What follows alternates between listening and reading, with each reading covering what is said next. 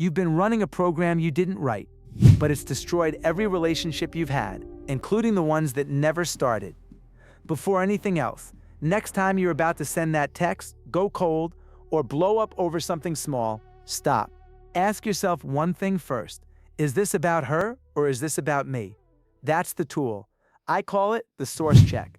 And by the end of this video, you'll understand exactly why that question hits the way it does. Think back to your last relationship. Not the ending, the middle. That moment when things were going well, and something inside you pulled the pin. Maybe it felt like too much, too soon. Maybe you went cold for reasons you couldn't name. Or you found yourself chasing someone who barely gave you any attention. Once you see what's actually driving that, you can't unsee it. I know a guy, let's call him Nolan, early 30s, sharp, self-aware. Third relationship in 2 years ended the same way. Too much, too intense, too fast. He'd meet someone with real potential, and within weeks he was all in. Texting constantly, planning everything, pouring himself into something that hadn't had time to breathe. Every time she pulled back, Nolan chased harder. I asked him once, when did you first learn that love disappears if you don't grip it? He went quiet. Growing up, my mom would disappear behind a locked door most nights. I'd sit outside and cry, hoping she'd hear me. Most nights she didn't. Stay with me here, because this is the part most men never connect. Your first relationship wasn't with a girlfriend, it was with your parents. How they gave love, how they withheld it, how they showed up or didn't. That became the original template, the foundation for how you read every relationship after it. And here's what makes it so hard to see. Your brain doesn't know the difference between familiar and safe. It just knows familiar. Nolan's brain didn't register, she's pulling away, that's a problem. It registered, this feels like something I know.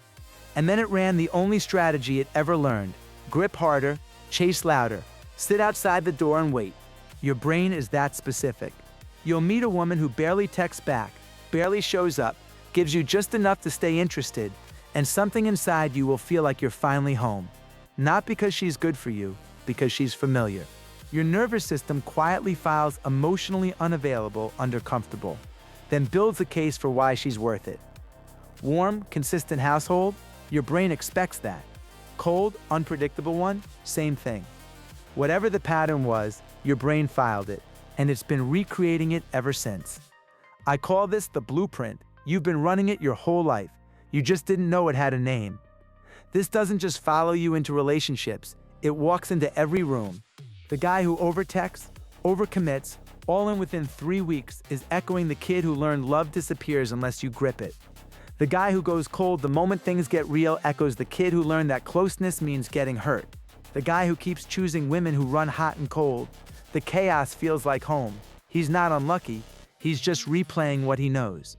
You're not choosing these patterns, you're running them. I call this the echo. You already know which one you are. You felt it when I described him.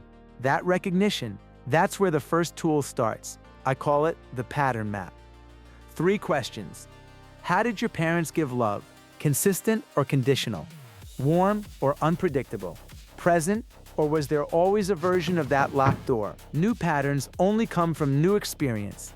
Now back to the source check. This is the real-time tool. This is what you use tonight. Most men who send that needy text, go cold, or blow up over something small, they didn't decide to do it. They reacted. The pattern ran before there was a conscious thought, before there was even a feeling they could name. The difference between the man still running the old program and the man breaking it isn't confidence, it's intention. One reacts, one decides. So before the next message, run the source check. Is this about her or is this about me? You won't always know instantly, but the pause is the practice. The goal isn't to feel nothing, it's to stop letting a 5-year-old's survival strategy run a 30-year-old's love life. Nolan ran both. 2 weeks in, he said to me, I wasn't texting her because I missed her. I was texting because I needed to know I was still good. That relationship didn't survive. The work doesn't always save the one you're in. Sometimes it just means the next one goes differently. But he stopped sleeping in hallways. Are you?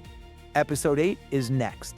The anxiety you feel specifically around women you're actually attracted to, where it comes from, why it's different from regular nerves, and exactly how to break it. drop a comment. Which one are you? Too intense, too fast, or gone the moment it gets real? Before I was a professional shark wrestler, I was in a rap group.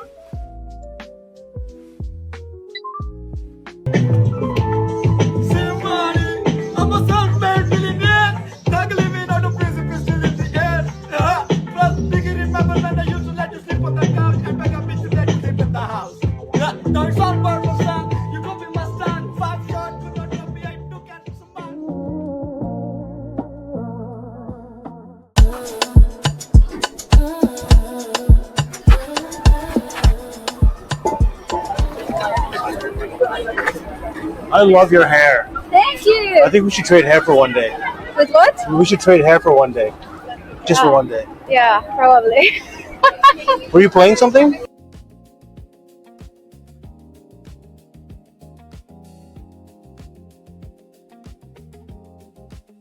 Yeah, I was playing music here, making some Oh, street violin? music around. No, it's a ukulele. Oh, Yeah. that's good. You have a YouTube channel then? What? You have a YouTube channel? I have an Instagram account. It's Oh, so you put it on your Instagram.